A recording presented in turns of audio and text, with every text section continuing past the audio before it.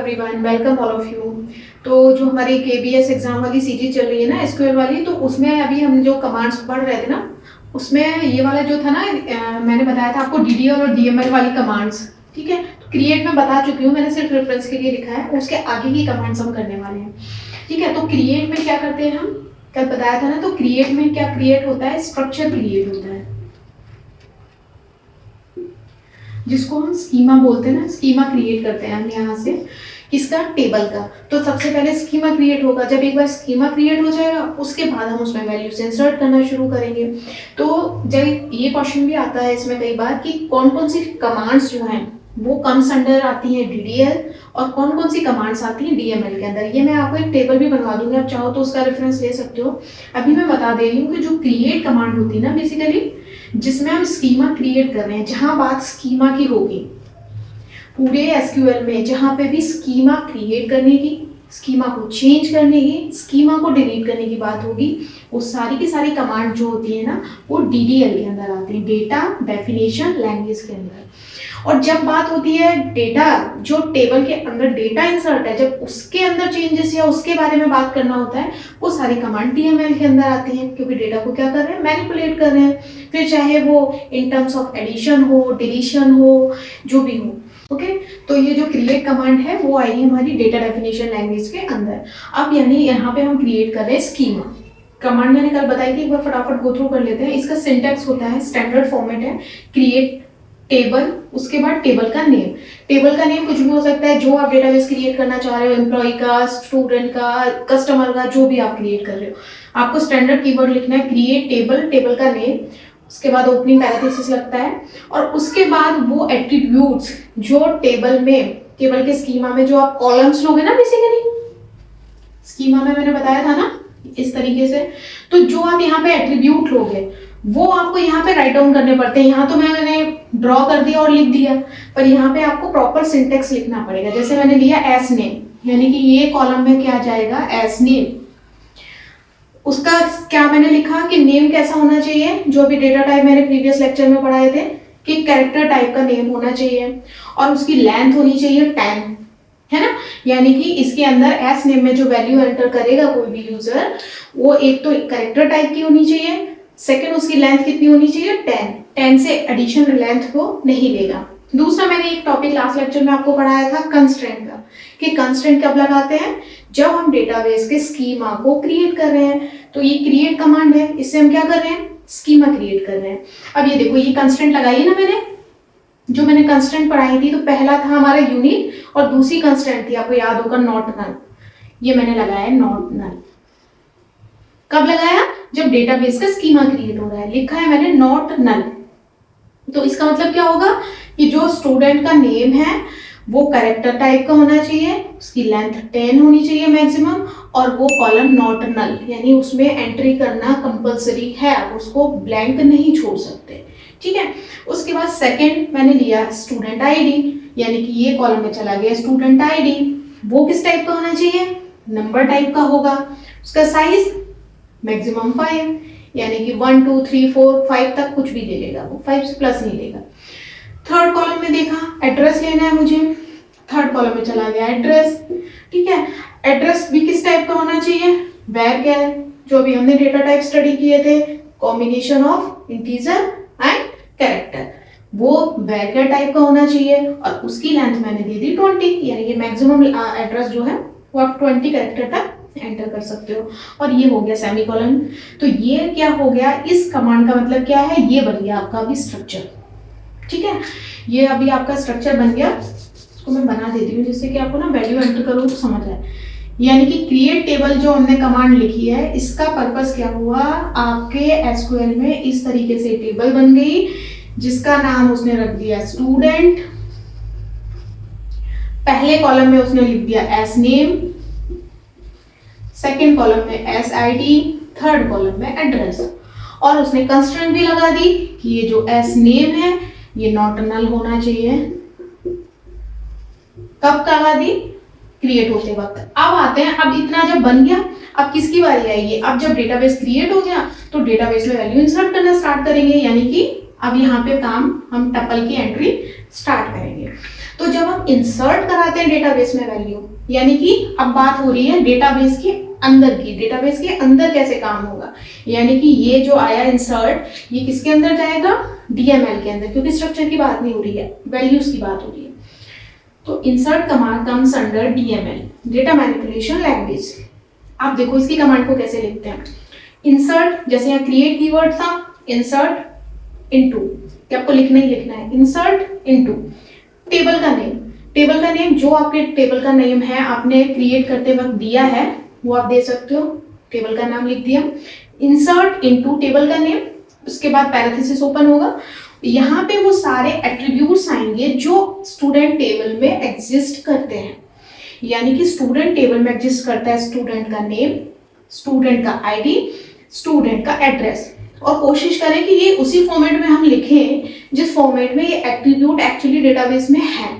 जो क्रिएट करते वक्त हमने जो सीक्वेंस फॉलो किया था, अगर वो करेंगे तो ज्यादा बेटर है। तो ये उस सीक्वेंस में क्या है, सारे के सारे एट्रीब्यूट्स, ये क्या है हमारे एट्रीब्यूट्स। किसके एट्रीब्यूट है, जो हमने स्टूडेंट नाम का डेटाबेस बनाया है, स्टूडेंट क्या है, डेटाबेस, उसके एट्रीब्यूट्स। ये पैरेंथेसिस क्लोज हो गया। उसके बाद यहाँ पे कीवर्ड ऐड होगा वैल्यूज। अब उसमें वैल्यूज फिल करना है, यानी कि पहले कॉलम में क्या फिल करना है, एस नेम, यानी कि यहाँ पे जो वैल्यू हम लिखेंगे वो कैरेक्टर में होगी, और वो क्या एंटर करना है हमें, स्टूडेंट का नाम, कुछ भी हो सकता है। सेकेंड कॉलम में क्या था, एस आई डी, तो एस आई डी आप एंटर करोगे। इसलिए मैंने बोला सीक्वेंस अगर आप ध्यान रखोगे ना, तो वैल्यूज इधर उधर कॉलम में प्रॉब्लम नहीं क्रिएट होगी। एड्रेस लास्ट था, ये एड्रेस आ गया हमारा। तो और जैसे ही आप इसे क्लोज करोगे ये जो आपका है डेटाबेस, इसमें एक टपल एंटर हो गया, यानी कि अब डेटाबेस जब आप शो करोगे ना, डेटाबेस को जब आप देखोगे तो क्या आएगा, पहले कॉलम में क्या आ जाएगा, इसमें आएगा राम, SID 2001, एड्रेस इसका नोएडा, एक टपल एंटर हो गया। ठीक है, ऐसे ही आप चाहो तो क्या चेंज होगा, कुछ चेंज नहीं होगा, वैल्यूज चेंज होंगी, सीक्वेंस यही रहेगा, डेटाबेस का नाम यही रहेगा, इंसर्ट इनटू कीवर्ड ऐसा ही रहेगा, बार बार चेंज क्या होंगी, वैल्यूज, वैल्यूज चेंज होती रहेंगी, और इसमें नंबर ऑफ टपल्स की एंट्री होती रहेगी। अब इसमें प्रॉब्लम ये है कि इंडिविजुअली एक टपल की एंट्री आप कैसे मतलब कराओगे, टाइम टेकिंग। तो इसका ना स्टैंडर्ड मेथड भी होता है, उसमें हम क्या करते हैं, एम्परसेंट लेते हैं। जैसे कि आपने याद होगा सी में हम प्रोग्राम बनाते थे ना कि 2 नंबर को ऐड करो, तो उसमें क्या होता था, अगर मैंने स्टार्टिंग में वैल्यू दे दी कि x की वैल्यू 20 है, y की वैल्यू 30 है, तो उस प्रोग्राम को मर्जी जितनी बार आप रन करो उसका एडिशन 50 आएगा, क्योंकि वैल्यू क्या है, स्टैटिक, एक बार दे दी हमने। और अगर हम वहां पे डायनामिकली करते हैं कि x एंड y और रन करते टाइम उसको वैल्यू दे रहे हैं, तो हम हर बार आउटपुट अलग आएगा, क्योंकि हम जो मर्जी चाहे वैल्यू x और y की दे सकते हैं, तो एडिशन भी आएगा। तो इस तरीके से एक तो ये मेथड है कि आप इंडिविजुअली 1 बाय 1 रो एंटर करिए, वैल्यूज के साथ में जितनी भी नंबर ऑफ टपल्स की एंट्री करवानी है उतने टपल्स को हमें इंडिविजुअली 1 बाय 1 इंसर्ट करें। First method is that. Second में आप क्या कर सकते हो कि इस मेथड के अलावा आप एक इस तरीके से भी अगर क्वेरी लिखी है ना, तो वो भी इंसर्ट की है, देखो किस तरीके से, इंसर्ट इनटू, ये स्ट्रक्चर है, कीवर्ड्स हैं, तो ये एज इट इज आपको मेंशन करने पड़ेंगे। स्टूडेंट डेटाबेस का नेम है, और उसके बाद ये सारे एट्रीब्यूट्स हैं जो डेटाबेस क्रिएशन के टाइम में हमने सीक्वेंस फॉलो किया था, ये एज इट इज एट्रीब्यूट रहेंगे। चेंज कहाँ पे है, चेंज है वैल्यूज को लिखने के पैटर्न में। वैल्यूज में किस तरीके से, मैं एक बार फिर से आपको लिख के दिखाती हूँ। वैल्यूज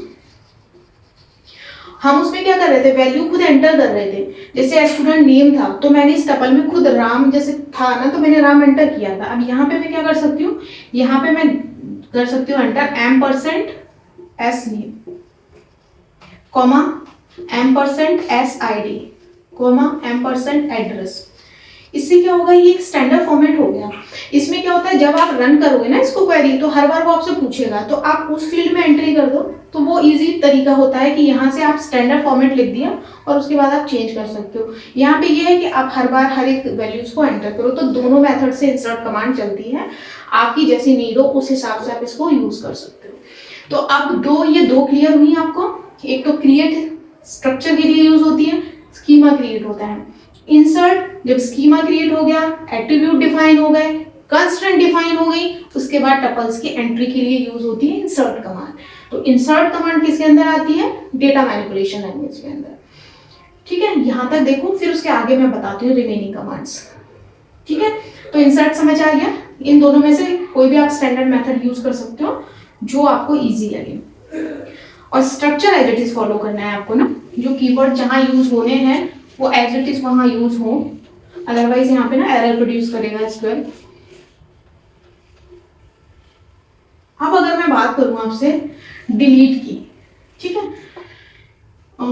इसमें क्या किया था ना, एक आध रिकॉर्ड और इंसर्ट कर देती हूँ ना, तो डिलीट आपको अच्छे से समझ में आ जाएगी। ये मैंने एंटर कर दिया, सपोज दैट दिया, इसका SID है 2004 और ये देहरादून से बिलोंग कर रहा है। नेक्स्ट एक और मैंने ऐड कर दिया, जैसे कि नेहा, ठीक है, इसका ID हमने दे दिया 2009, और ये सिटी में आप कुछ भी दे सकते हो, ये स्टूडेंट डेटाबेस हो गया हमारा, और इसको मैंने दे दिया इंदौर, ये हो गया। अब मैं डिलीट बता रही हूँ आपको, ठीक है। अब ये कुछ सिमिलर सी है ना, तो इसको आप थोड़ा ध्यान से देखना। डिलीट, ड्रॉप, और एक और वर्ड यूज होता है इसमें, यहां बताती हूँ मैं आपको, ट्रंकेट। सिमिलर से लिख रहे हैं, देखने में सब कुछ डिलीट करने के लिए यूज होता भी है बेसिकली, लेकिन कुछ डिफरेंस है दोनों में। पहली चीज तो ये बताऊंगी, डिलीट क्या होता है। डिलीट से क्या डिलीट होता है? रिकॉर्ड डिलीट होता है, आपके टपल डिलीट होते हैं, यानी कि इस टेबल के अंदर जो डेटा है वो डिलीट हो रहा है, यानी कि टेबल के अंदर के डेटा को डिलीट करने की बात कर रही हूँ, यानी कि स्ट्रक्चर का इसमें कोई रोल नहीं है। तो जहां स्ट्रक्चर का रोल नहीं है वो किसके अंदर आएगा? DML के अंदर। ठीक है, पहली चीज तो ये क्लियर कर देती हूँ मैं आपको। ट्रंकेट का मतलब भी होता है डिलीट करना, ठीक है, और ये डिलीट क्या होगा? डेटा डिलीट होगा।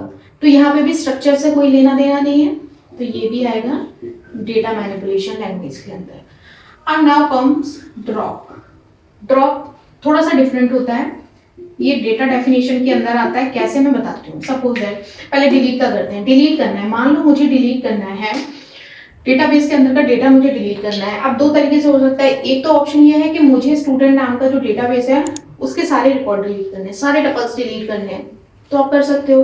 दूसरा है मुझे कुछ स्पेसिफिक टपल डिलीट करना है, तो दोनों तरीके से गए, यानी कि इसमें वेयर कंडीशन भी लगा सकते हो आप, और सिंपली आप सारे के सारे रिकॉर्ड को भी डिलीट कर सकते हो। तो क्या कम इसका सिंटेक्स होगा, हम लिखेंगे डिलीट टेबल, और उसके बाद आपकी टेबल का नेम क्या है? Delete table, table name. Table का नेम क्या है हमारा? स्टूडेंट। तो ये किस तरीके से लिख सकते हैं हम? Delete table student. इसमें क्या करेगा वो? स्टूडेंट नाम की टेबल के सारे रिकॉर्ड, सारे टपल्स डिलीट कर देगा। ये वाली रो भी डिलीट हो गई, ये वाली डिलीट हो गई, ये डिलीट, सारी की सारी रो डिलीट हो गई। यानी कि जो मतलब स्टूडेंट टेबल है ये पूरी तरीके से, अगर आप इस डेटाबेस को शो करोगे ना, देखोगे इसको, तो ये डेटाबेस आपको कैसा दिखाई देगा? एम्प्टी, कि इसमें कोई रिकॉर्ड नहीं है। और मैसेज आएगा जब आप SQL सर्वर का एनवायरनमेंट यूज करते हो ना, तो जब आप ये डिलीट ऑपरेशन परफॉर्म करोगे ना, तो बाद में मैसेज लिख के आता है कि कितनी है, 1 2 3 रिकॉर्ड्स हैं, इसमें 3 रोज आर डिलीटेड। सिंगल सा वन लाइन मैसेज रिफ्लेक्ट होता है कि 3 रिकॉर्ड्स आर डिलीटेड। अगर मान लो इसमें 1000 रिकॉर्ड्स हैं, तो वो मेंशन करेगा 1000 रिकॉर्ड्स आर डिलीटेड, सारी के सारे रिकॉर्ड डिलीट हो गए। अगर आपको कोई स्पेसिफिक रिकॉर्ड डिलीट करनी है, तो फिर आपको इसके आगे वेयर कंडीशन लगानी पड़ेगी। ठीक है, अब बात करते हैं हम ट्रंकेट की। ट्रंकेट में भी सेम चीज होती है, सारे के सारे रिकॉर्ड्स डिलीट होते हैं। तो इसका सिंटेक्स भी क्या बनता है? ट्रंकेट और टेबल का नाम, इसका बनेगा ट्रंकेट, और उसके बाद टेबल का जो भी नाम है, स्टूडेंट नाम है, मैंने स्टूडेंट लिख दिया। ये सारे के सारे रोज, इसमें भी मैसेज आएगा कि ऑल रिकॉर्ड्स आर डिलीटेड। अब क्या होता है, ये क्वेश्चन पूछा जाता है, स्टूडेंट पूछते हैं कि जब दोनों में रिकॉर्ड ही डिलीट हो रहे हैं, तो फिर इसमें और इसमें फर्क क्या है? तो डिलीट में और ट्रंकेट में डिफरेंस क्या है? क्योंकि इसमें भी रिकॉर्ड डिलीट हो रहा है, उसमें भी रिकॉर्ड डिलीट हो रहे हैं। तो इसमें क्या होता है, इसमें जो रिकॉर्ड डिलीट होता है ना डिलीट में, ये 1 बाय 1 होते हैं। पहला रिकॉर्ड डिलीट हो गया, फिर वो नेक्स्ट पे जाएगा, नेक्स्ट पे जाएगा, इस तरीके से डिलीट करता है। इसमें क्या है, जैसे ही हमने लिखा ट्रंकेट और टेबल का नेम, वो पूरी की पूरी जो टेबल है ना उसको ऊपर लॉक लगा देगा, और उसके बाद वो सारे रिकॉर्ड वन टाइम में डिलीट करता है, मतलब एक साथ सारे रिकॉर्ड डिलीट करता है। इसमें वन बाय वन होते हैं, उसमें एक स्ट्रोक में आपकी टेबल पे जैसे ही ट्रंकेट वर्ड मिला उसको लॉक कर देगा जिस टेबल के को आपको ट्रंकेट करना है, और सारे रिकॉर्ड वन टाइम में डिलीट कर देगा। ठीक है, तो डिलीट इसमें भी होता है, इसमें भी होता है, बस पैटर्न ये होता है आपका। ठीक है, ये दोनों समझ लिया हमने। किसके अंदर आएंगे? Comes under data manipulation language. ये ध्यान रखना, यहाँ से क्वेश्चन बनता है कि किस कमांड के अंतर्गत आता है। ठीक है, यानी कि अगर मैं अब आपसे ओरली पूछूं, थोड़ा सा विजुलाइज करना पुरानी क्लास को, और आप मुझे बताओ कि DDL के अंदर कौन कौन सी कमांड्स आती हैं। अभी तक मैंने बताई है आपको। सबसे पहले आती है क्रिएट, जिसमें स्ट्रक्चर क्रिएट होता है। सेकेंड आता है डिलीट, क्या बोलते हैं, ड्रॉप। अभी मैं बताती हूँ ड्रॉप कैसे आता है। ये दोनों समझ लिया आपने कि ये किस तरीके से वर्कआउट होता है। ड्रॉप से भी डिलीट होता है, बट क्या डिलीट होता है? ड्रॉप का सिंटेक्स होता है सिंपल। क्या लिखूंगी मैं? ड्रॉप टेबल, और टेबल का नेम। टेबल का नेम क्या है? स्टूडेंट। तो ड्रॉप टेबल स्टूडेंट। जैसे ही मैंने ये लिखा, वो क्या करेगा? सबसे पहले देखेगा कहाँ है स्टूडेंट की टेबल, हाँ ये है। वो ये भी नहीं देखेगा कि नंबर ऑफ रिकॉर्ड क्या है, वो पूरी की पूरी टेबल के रिकॉर्ड तो डिलीट करेगा ही करेगा, उसके साथ साथ उसका स्ट्रक्चर जो आपने उसका स्कीमा क्रिएट किया था,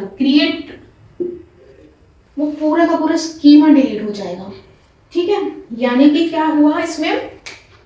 अब देखो कि स्कीमा भी डिलीट हो गया। जब आप डिलीट कमांड से कोई चीज डिलीट करते हो ना, और फिर आप डेटाबेस को शो करो, डेटाबेस को चेक करो, तो क्या होता है ना, रोज को एम्प्टी दिखाता है, रोज में कोई डेटा नहीं दिखाएगा, लेकिन टेबल का स्ट्रक्चर आपको शो करता है कि स्टूडेंट नाम की एक टेबल है और इसमें ये फील्ड्स हैं।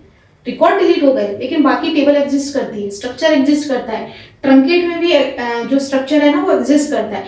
बट जब हम ड्रॉप कमांड हमने लिख दिया एक बार, तो इस टेबल के स्कीमा का भी नामो निशान नहीं रहेगा। मतलब वो ऐसा प्रिटेंड करेगा कि स्टूडेंट नाम की टेबल कभी थी ही नहीं, मतलब डेटा भी डिलीट, स्ट्रक्चर भी डिलीट। इसलिए ये जो हम बात कर रहे थे ना पिछली क्लास में, आगे हम और कंटिन्यू करेंगे एक्सेस परमिशंस की, तो वो एक्सेस परमिशन इसीलिए दी जाती है। ड्रॉप की परमिशन हर किसी को नहीं होती, ड्रॉप की परमिशन सिर्फ DBA के पास होती है, अदरवाइज कोई भी, क्योंकि अगर ये ड्रॉप हमने चला दिया किसी भी यूजर ने तो ये बहुत बड़ा ब्लंडर हो जाएगा, क्योंकि डेटाबेस के डेटा के साथ साथ उसका स्ट्रक्चर भी नहीं दिखेगा उसको।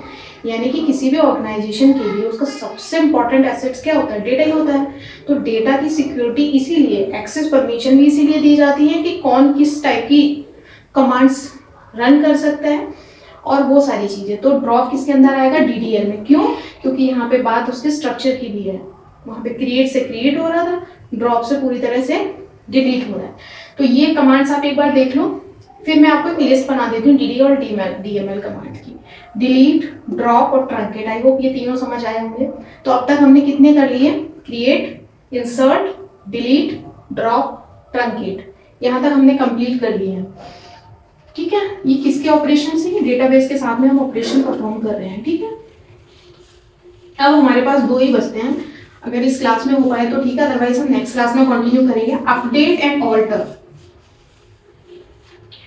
मैं अभी बता देती हूँ अभी तक हमने क्या क्या किया। अभी तक DDL के अंदर हमने कौन कौन सी दो पढ़े? एक तो क्रिएट, बिकॉज इसके थ्रू हम स्कीमा को क्रिएट कर रहे थे। सेकंड ड्रॉप, क्योंकि इसके थ्रू हम स्ट्रक्चर ड्रॉप कर रहे थे। DML में क्या क्या करा हमने अभी तक? DML में हमने किया इंसर्ट, क्योंकि यहाँ पे बात हो रही थी डेटा की। और क्या किया हमने? डिलीट, क्योंकि यहाँ पे डिलीट क्या हो रहा था? डेटा। और ट्रंकेट, यहाँ पे भी क्या डिलीट हो रहा था? डेटा। स्ट्रक्चर रिमेन सेम था। तो ये हमारे इसके अंदर आ गए। अब दो बहुत इंपॉर्टेंट हैं, वो हमें पढ़ने हैं। वो कौन से हैं? एक है हमारा ऑल्टर और एक है हमारा अपडेट। ठीक है, तो इसमें क्या होगा? हाँ ठीक है, अब हमें ये दो कमांड्स और पढ़नी है। एक हमें ऑल्टर पढ़नी है, एक हमें अपडेट पढ़नी है। बस फिर ये हमारी ये सारी कमांड्स हैं ना, ये बाइंड अप हो जाएंगी। तो अपडेट, ऑल्टर का मतलब आपको बस थोड़ा सा ब्रीफ कर देती हूँ। ऑल्टर का मतलब ये होता है कि हम जो डेटाबेस हमने स्ट्रक्चर क्रिएट किया था ना, उसके स्ट्रक्चर में कुछ अगर हमें ऑल्टर करना है, ऑल्टर का मतलब कुछ चेंज करना है, कुछ मॉडिफिकेशन करना है, तो हम ऑल्टर कमांड का यूज करेंगे। अपडेट में क्या होता है, अपडेट में डेटा की बात होती है, डेटा चेंज करने की बात करता है वो, तो वो इसके अंदर जाएगा। ऑल्टर का मतलब क्या होता है, जैसे हमने अभी जो ऊपर टेबल बनाई थी ना स्टूडेंट की, उसमें 3 फील्ड थे हमारे पास, एक था स्टूडेंट का नेम, एक था उसका आईडी और एक था उसका एड्रेस। अब ये बनाते वक्त तो मुझे इन 3 फील्ड की जरूरत थी, तो मैंने ये 3 एट्रीब्यूट दे दिए, लेकिन थोड़े टाइम जब डेटाबेस यूज किया उसके बाद मुझे नीड लगी कि मुझे इसमें उसका कॉन्टेक्ट नंबर लेना चाहिए था, कि हर एक स्टूडेंट का कॉन्टेक्ट नंबर होना चाहिए हमारे पास डेटाबेस में। लेकिन जब मैंने डेटाबेस क्रिएट किया था तो मैंने ऐसा कुछ नहीं ध्यान सोचा था, अब मुझे कॉन्टेक्ट नंबर चाहिए, तो अब हम दोबारा तो बनाएंगे नहीं, तो हमारे पास जो ऑलरेडी स्ट्रक्चर बना हुआ है, ऑल्टर कमांड किसके ऊपर अप्लाई होती है, जो डेटाबेस स्ट्रक्चर ऑलरेडी बना हुआ है उसके अंदर कुछ चीजों को ऐड और रिमूव करना, उसके स्ट्रक्चर में मॉडिफिकेशन करना। अगर मुझे कॉन्टेक्ट चाहिए तो ये जो टेबल मेरी पहले से बनी हुई थी जिसमें ये 3 कॉलम थे और मुझे ये चौथा ऐड करना है, तो अगर मुझे ये करना है तो मैं ऑल्टर कमांड का यूज करूंगी, क्योंकि मुझे एक नया कॉलम ऐड करना है। सपोज दैट मुझे एड्रेस पहले चाहिए था, अब नहीं चाहिए, मुझे इसको रिमूव करना है, तो ये भी हमें अगर करना है ये भी कर सकते हैं, ये भी ऑल्टर कमांड से होगा। सपोज दैट इस टेबल का नाम स्टूडेंट था, अब मुझे इसका नाम स्टूडेंट नहीं रखना है, मुझे इसका डेटाबेस का नेम चेंज करना है, तो वो भी हम करेंगे ऑल्टर कमांड से। तो ये ऑल्टर और अपडेट में एक काम करती हूँ, आपको नेक्स्ट लेक्चर में बताती हूँ कि इसमें बहुत सारे वो हैं, वेरिएशंस हैं कि क्या क्या ऑल्टर कर सकते हैं और उसको लिखने की कमांड क्या होगी, क्या क्या अपडेट कर सकते हैं उसको लिखने की कमांड क्या होगी। तो वो मैं आपको ऑल्टर के लिए ना मैं एक सेपरेट क्लास ले लेती हूँ, क्योंकि ऑल्टर में ना नंबर ऑफ कंडीशंस हैं, डिलीट भी कर सकते हो, रीनेम भी कर सकते हो, रिमूव भी कर सकते हो। अभी मैं आपको ये सिर्फ मैंने ब्रीफ दे दिया, यानी कि आपको ये इन टोटल ये कमांड्स करनी है, ठीक है। तो अब नेक्स्ट लेक्चर में हम मिलेंगे जिसमें हम ऑल्टर और अपडेट को देखेंगे एक बार, ठीक है। So thank you so much for watching us.